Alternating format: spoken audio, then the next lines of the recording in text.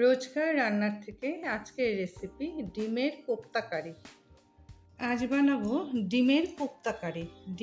ডিমের কোপ্তা করতে আলু সিদ্ধ করে নিয়েছি। লাগবে আলু, ডিম, একটু কুচনো পেঁয়াজ, কাঁচা লঙ্কা, দই আর শাহি গরম মশলা। এই দিয়ে আমি আজ বানাবো ডিমের কোপ্তা কারি। তো এখন আমি এই আলুটার মধ্যে কুচনো পেঁয়াজ, কাঁচা লঙ্কা আর দিব তোমার লবণ, হলুদ আর শাহি গরম মশলা। এই যে দিয়ে দিলাম একটু অল্প পরিমাণ হলুদ, আর দিয়ে দিব অল্প লবণ যতটুকু দরকার আন্দাজ, আর দিব একটু শাহি গরম মশলা, আর এই ডিমটা ফাটিয়ে দেব। দিয়ে তারপরে আমি এই আলুটাকে সুন্দর করে মেখে বড়া টাইপ করব। কড়াইটা গরম হয়ে গেছে। এখন আমি বড়াটা ভাজার জন্য তেল দিয়ে দিলাম। ধরো 2-2.5 চামচের মতন তেল দিয়ে দিলাম। আর আমি এইভাবে আমি আলুটা মেখে নিয়েছি একদম ভালো করে। আলু, ডিম, পেঁয়াজ, কাঁচা লঙ্কা, হলুদ, লবণ আর সামান্য শাহি গরম মশলা দিয়ে মেখে নিয়েছি। এখন আমি একটাকে এরকম বড়া করব। এরকম চামচ দিয়ে দিব, কেন কি এটা মাখাটা আঠালো হয়েছে। জলা হলে তখন হাত দিয়ে দিতে লাগতো। তো আলুটা যেহেতু আঠালো, তো আমি এখন এইভাবে বড়াগুলি ভেজে নিই।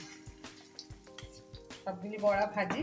তারপরে বড়াগুলি আমার ভাজা হয়ে গেছে। আমি একটু লাল লাল করে ভেজেছি, কেন কি হয়তো ঝোলে দিলে না বেশি নরম হয়ে যাবে। তো এই জন্য একটু বড়াগুলি কড়া করে ভাজতে হয়। তো আমি এখন বড়াগুলি উঠিয়ে নিই।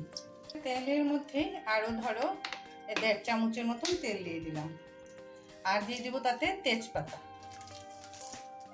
আর দিব পেঁয়াজ বাটা,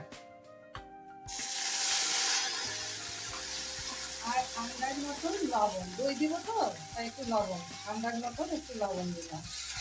দিয়ে মশলাটাকে খুব ভালো করে ছাড়লাম।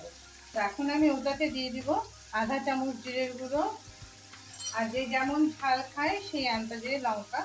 আমি আধা চামচের মতো লঙ্কা দিলাম। আর দিয়ে দিব হলুদ, আন্দাজ মতন হলুদ দিয়ে মশলাটাকে একটু ভালো করে কষিয়ে। মশলাটা আমার ভালো করে সাঁতলানো হয়ে গেছে, কিনারে কিনারে তেল ছেড়ে দিচ্ছে। তোমরা যারা নতুন দেখছো আমার রেসিপিগুলি, একটু সাবস্ক্রাইব করবে, হ্যাঁ, ভালো লাগবে। তবে আমার সাবস্ক্রাইবটা তো যারা দেখে আগের থেকে ওরা তো করেছেই, তো এখন সাবস্ক্রাইবটা একটু কম বাড়ছে, তাই বললাম যারা নতুন দেখছো একটু সাবস্ক্রাইব করবে আর কমেন্টও করবে।